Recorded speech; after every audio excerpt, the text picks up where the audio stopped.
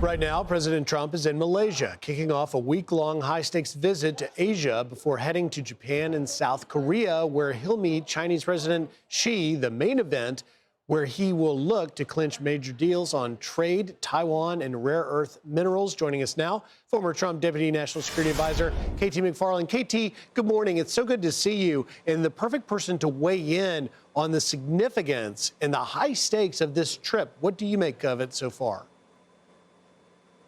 Well, there are two things. One is vintage Trump negotiating between Thailand and Cambodia. How did he do it? These countries have been fighting for decades.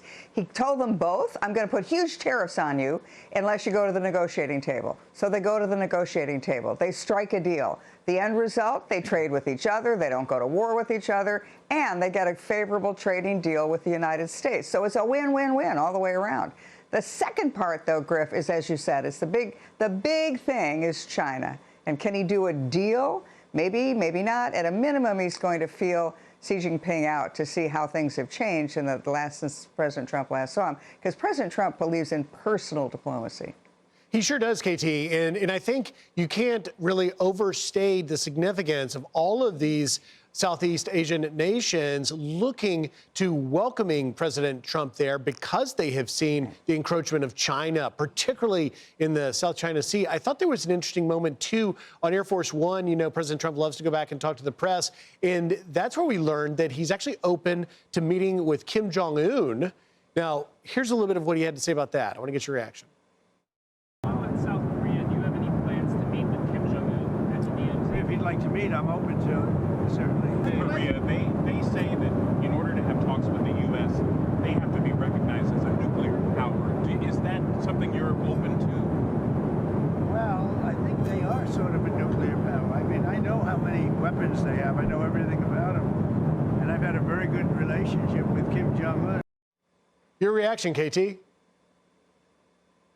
You know, it's fascinating to see President Trump in action. So first of all, he's going to shore up a relationship with Korea. He's going to meet the new Japanese prime minister. He's going to meet the Chinese president. And as you said, President Trump understands that all those countries in the region, they've all been bullied about by China. So we want to make sure that our relationship is close with them. But then to say on Air Force One, and maybe I'll meet with the North Korean leader. North Korea is a vassal state of China.